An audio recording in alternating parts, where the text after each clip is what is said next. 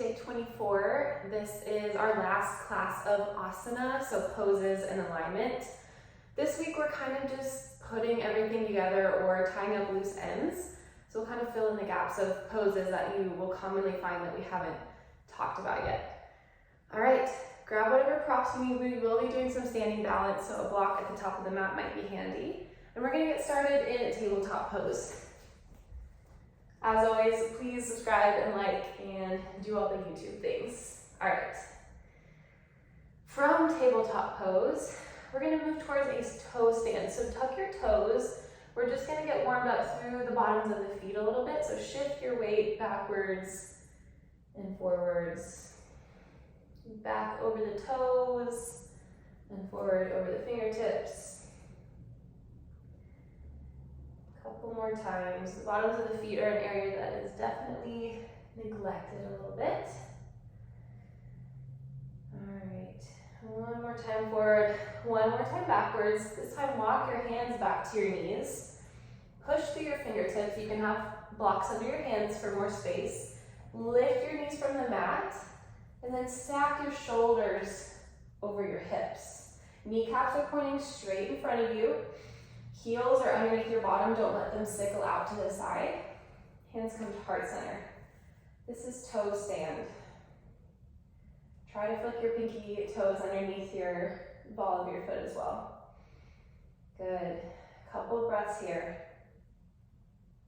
And of course, a modification for this would be releasing the heels down, finding a squat, or coming to a kneeling position at the back or front of the mat. But if you're able, pop those knees off and hold for 3 more breaths. 1, 2, and 3. Good. Come to a stand.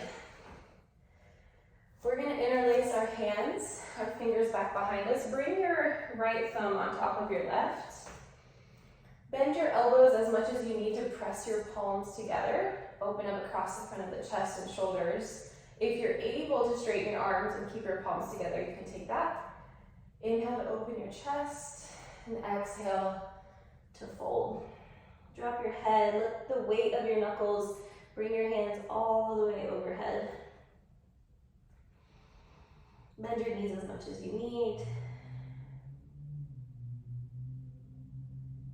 Couple breaths here. Good, stand back up. Change the interlace of your hand. This is a chest expansion stretch.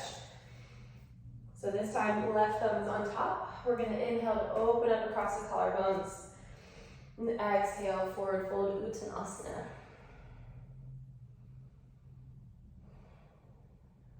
Another variation in this pose is to bend and straighten your knees one at a time. As you bend, your left knee, your left shoulder will come down to tap or to come close to it as you look over to the right. And then switching, right knee bends, right shoulder comes down, you twist open to the left. One more on each side. Good, stand back up. Walk to the top of the mat, shake out your arms. And we'll do some standing poses. Shift your weight into your right leg, your right foot. We're gonna find a standing splits. So for this pose, having a block underneath your hands would be a good option. Now, upper body leads forward, left leg lifts off in the opposite direction. So we're coming through basically our warrior 3, but we're gonna dive our heart even lower, so past parallel, and drive our left leg up even higher. Sometimes people will open the left hip out to the side. A lot of times you'll hear people say to square the hip down. Doesn't really matter. But think about tugging your heart down towards your right knee and using all the muscles in your left leg to lift your heel even higher. One more inhale here. Good, exhale, bend into your right knee. Plant the ball of your left foot behind you. Inhale, rise up to a crescent lunge, but this time interlace your fingers just like we did. Right thumb on top. Press your palms together, bend your elbows. And then straighten elbows if you can. We're gonna find a humble warrior. If balance is an issue, have your feet stepping out a little bit wider. The back foot, your heel can stay lifted, or you can swivel it down. Humble warrior or humble lunge. We're gonna drop our right shoulder towards the inside of our right knee. So same clasp with the arms. This time upper body dives down, head drops. Hug your right knee in towards the midline. Scoop your right sit bone underneath you.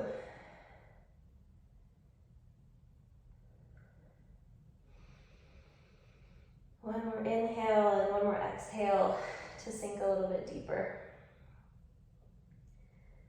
Good. Lift back up. Step your left foot forward. Undo the clasp of your hands. Let's move into eagle pose, Garudasana. Shift your weight into your right foot again. Lift your left knee up and cross your left leg over your right. So this is a single cross. If you want to find the double wrap, you'll bring your left toes all the way back behind your right calf and ankle. And then hands can come out to the side for balance or down through heart center. Once you feel stable in your legs, lift your arms up, slide your left arm underneath your right. You can hold on to opposite shoulders here, elbows pointing forward in front of you, or again, find the double clasp by meeting your palms in the center. Left leg is on top, right arm is on top. Sitting down into the squatted shape. Your left toes can be down kind of like a kickstand for more balance. Good, sit low. And then reach your shoulders, your elbows forward and up. 3 breaths. 2 and 1. Good, unravel. Shake out your right leg, give it a break. Shift your weight into your left leg. And let's find standing splits on that side. So upper body leans down, right leg automatically picks up. We're gonna keep diving upper body forward, forward, forward, and driving right heel up towards the sky. Good, option to open up the hip or to keep right hip square down. If you square the hips, you will likely not have as much range of motion, which is totally fine. This is a big opener for the left hamstring as well as a balance pose. Take one more breath in. Drive your right heel high.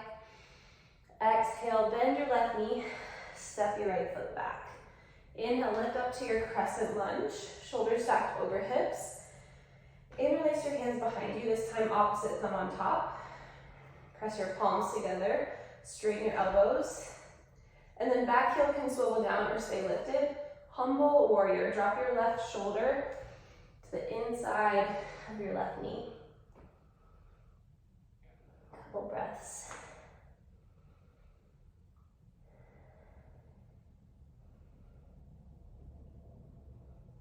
Swivel your left hip underneath you. Or scoop, I guess is a better word. Lunge deeper into your left knee for one more breath. Good. Lift back up. Come to stand at the top of the mat. Garudasana, eagle pose, other leg. Shift your weight into your left foot. Bring your knee into your chest. And then cross it over the left. If you can find those right toes behind the left ankle, take that double wrap option. Get your balance here. Arms can do whatever you need them to. If you want to involve them in the eagle shape, you will bring your left arm on top of your right. Hold on to opposite shoulders or hands meet in the center. And then from here, draw your elbows forward and up so your shoulder blades separate on the back body. 3 breaths.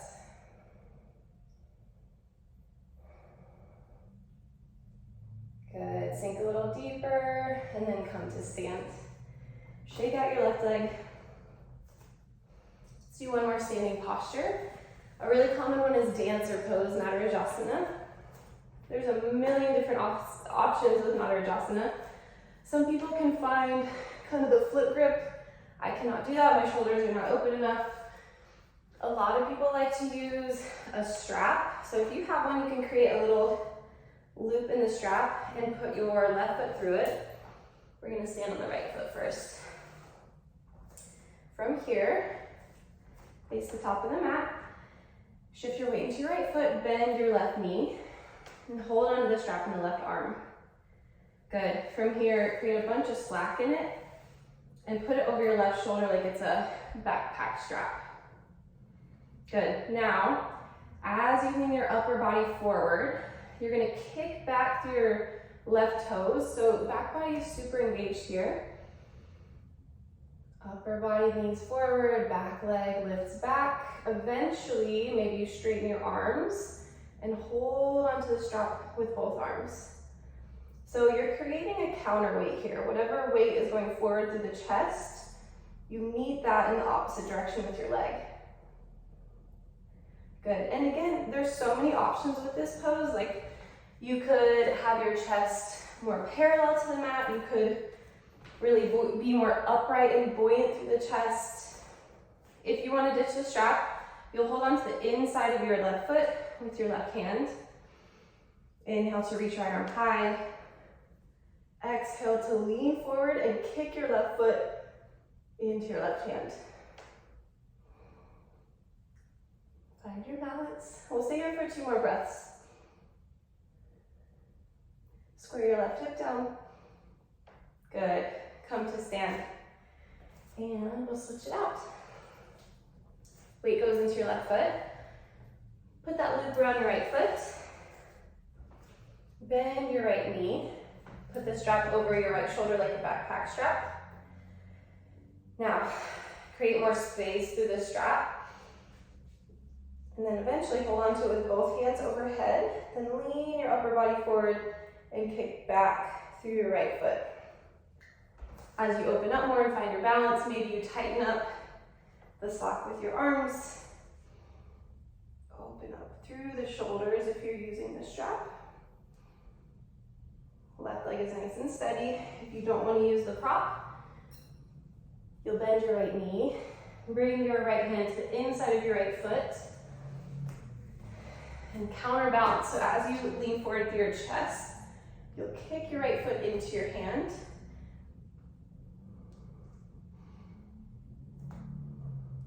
Nice and steady for 3 more breaths.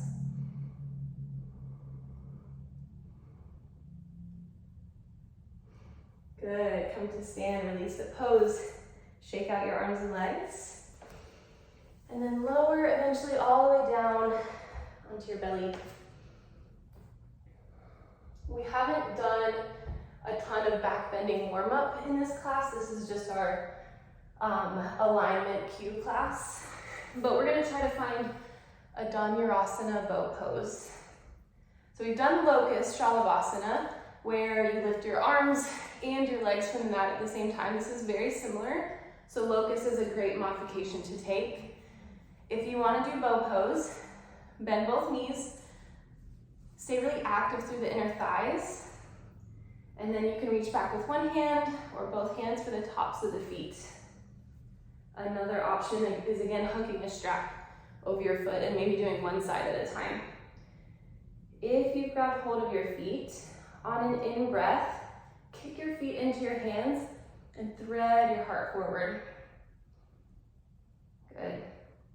Feeling that stretch along the front of the shoulders.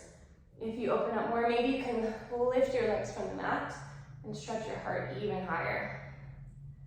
We're here for 3, for 2, and 1. Good. With that bow pose, with the toes pointed, you'll keep your hands on the outsides like we just did.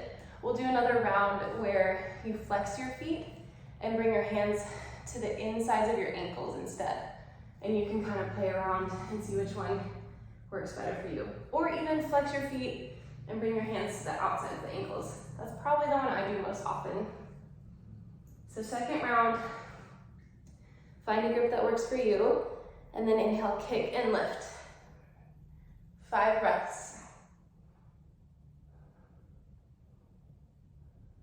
Back of the neck is long for 2, and 1. Release down. Give yourself a nice exhale. Those are some energizing, opening, challenging poses. We will not be going into full wheel pose, which is an upward facing bow. I don't think it's really a beginner pose. As well as inversions, I chose not to include headstand or handstand, but I have those in other classes. So if you want to learn how to do them, just watch one of my other classes. All right, those are the poses that I thought you might come across most often in the yoga class, and the ones that I frequently visit as well. So just some continuity with the stuff that I offer. Thank you for being here. Practice those over the next few days. Come back to this class, record yourself, see what your body looks like. Thanks for being here, and I will see you next time.